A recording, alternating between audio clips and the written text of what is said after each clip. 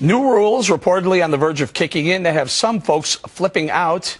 The National Labor Relations Board wants to make companies hand over workers' phone numbers and addresses to unions ahead of labor elections, and the judge isn't liking the sound of this. Judge, this is private companies who aren't unionized already.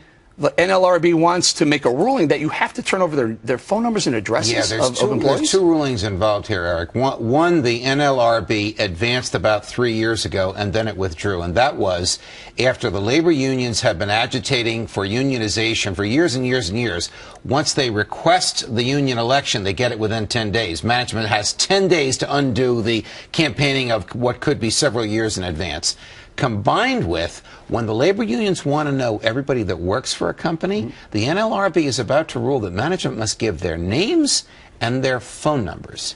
Now, and their addresses. Now, that is information that has been protected by the Fourth Amendment. The government cannot force anybody to give that away unless the person voluntarily says you can give my information. So now let's talk about the NLRB board. Originally, I don't know. It splits between Democrats and Republicans. But you're telling me now, I said to you before we started that it's all Republicans. It's either all Democrats. Forgive me. It's either 5 Democrats or it's 4 Democrats and 1 Republican. But it's heavily filled with the president's appointees. This is the same board which the president filled with recess appointees. He just declared that the Senate was in recess. They were actually meeting while he said this, but he declared them in recess, put his own boards in there. That issue is going to be resolved by the Supreme Court. But while the NLRB was filled with these recess appointees, it issued these same regulations which it pulled back on. Now the new NLRB, which is not filled with recess appointees, it's filled with appointees who were legitimately confirmed by the Senate, has made these new regulations that will soon come Judge, to law. It's making my head explode. I can't believe I work for a company that's not unionized.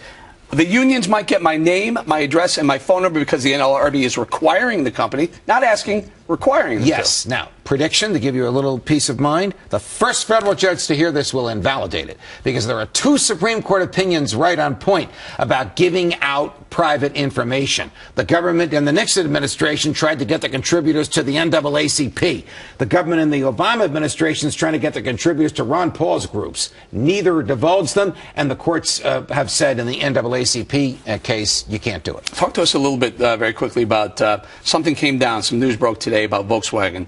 The unions withdrew their request to go after Volkswagen again. Is that right? Did you hear about this? Well, yeah. I mean, this is just the unions facing up to reality. This is the Chattanooga, Tennessee case where the unions lost a hotly contested, heavily debated effort to unionize that went on for a couple of years. I think they've realized that they're not going to get anywhere, so they finally gave up the ghost. This is one that they predicted they would win. They boasted they would win. The National Union predicted they would win. And after a fair and square election, they lost. Any question the NLRB is squarely in the has the union's interest squarely on their mind all the time? When FDR proposed this, he said it will moderate between unions and management. Guess what? Republican presidents make it management, Democratic presidents make it union. This is the most pro-union NLRB in the modern era. We're going to leave it right there, Judge. Thank you very much. You're welcome, Eric.